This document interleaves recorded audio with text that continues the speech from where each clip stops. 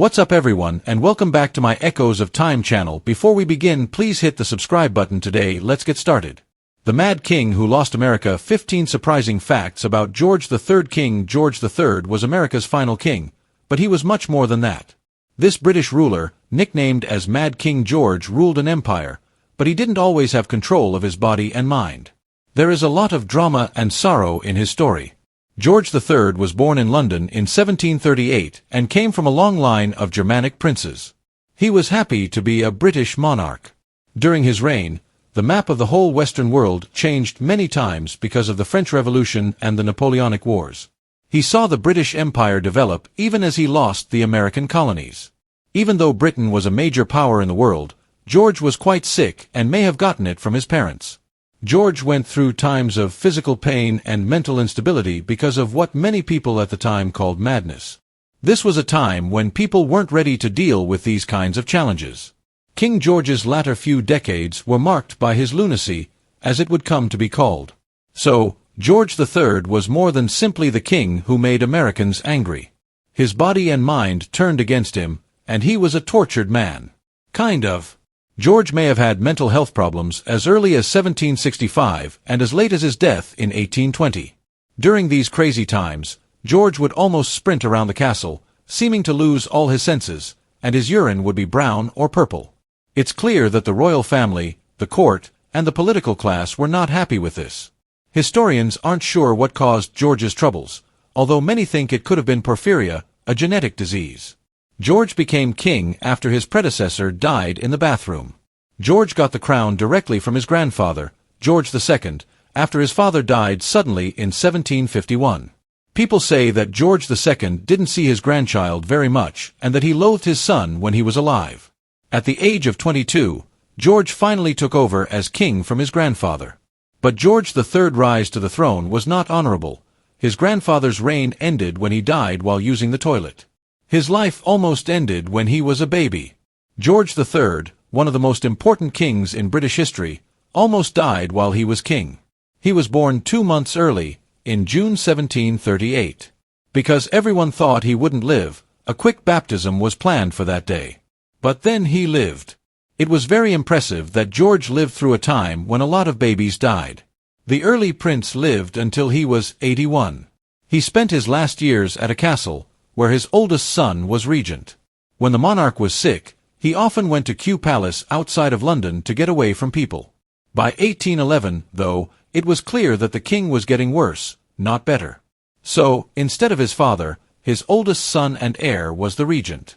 George III was suddenly put in jail in Windsor Castle, where he was lost in his own confusion. He lived there until 1820, when he died. Arsenic may have accidentally poisoned him.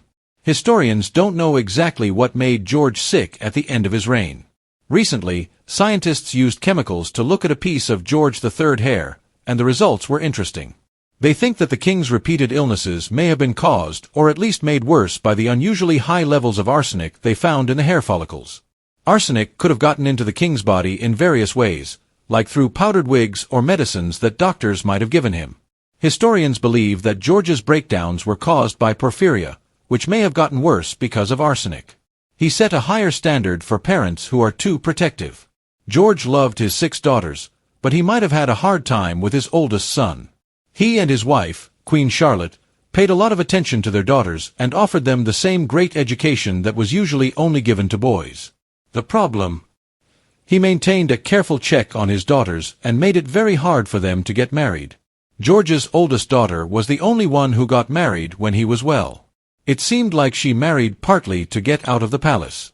The daughters couldn't get married until they were in their late 30s or early 40s, if at all. Many of them didn't really become independent until their father was put in jail during his crazy times. He thought very highly of his oldest son and heir. George III kept the tradition of Hanoverian kings loathing their successors. George I and George II were always fighting, and George II didn't get along with Frederick, George III's father. The future George IV was a wasteful person who did everything he could to make his father angry. He even made friends with politicians who were against his father. Their fights were very heated, especially since the son wanted to be king. George really threw George Jr. against a wall during one of his fits. The American Revolution made royally very angry. In the U.S., George III is often considered as an arrogant dictator who took away the rights of Americans who were politically active but not British. Of course, the truth is far more complicated than that. But George III was quite upset, outraged, and confused by the insurrection that happened in the colonies. He couldn't believe that his people would act the way they did. He was ready to beat his citizens into submission because he wanted Great Britain to put an end to the revolt by any means necessary. Of course, this only made things worse. His poor wife gave birth to at least 15 infants. George, who was 23 at the time, married Charlotte, who was 17, in September 1761. The marriage turned out to be quite happy and loving, so much so that George broke royal tradition by never taking a mistress. George and Charlotte had 15 children throughout their 57 years of marriage, which is a lot for a couple to have. Sadly, some of them did not live to be adults. He was the first Hanoverian king to speak English as his first language. George was the third of 4 Georges to rule in a row. This time in British history is called Georgian Britain because all 4 monarchs had the same name. He was the third George, but he was the first George to speak English as his first language. George was a Hanoverian king, which implies that his family came from the small German principality of Hanover. George II, his son, spoke English with a heavy German accent, but George I rarely spoke it at all. There was a time when he was a free-spirited moralist who never said he was sorry. Image, a set of British cartoon prints from Wikimedia Commons. People used to use seduction, disguises, and scandals a lot in the 1700s, but George didn't want any of it. He worked hard to make it look like his home was safe and calm. People did nickname him Farmer George. But George's family didn't always agree with how he thought about home life. Parliament made the Royal Marriages Act in 1772 to ban royals from marrying without thinking. George's sons' private life were very controversial, with hidden spouses, illegitimate offspring, and meddling mistresses. He was heartbroken when his favorite daughter died. George's favorite child was Princess Amelia, his youngest daughter. Amelia was sick for most of her life, and it finally caught up with her when she died in 1810. As she lay dying, she even gave her father a ring that said, "Remember me." George was almost impossible to comfort following the death of his beloved youngest child. During his outbursts, he often said that she was still alive. Everyone agrees that Amelia's death affected George forever.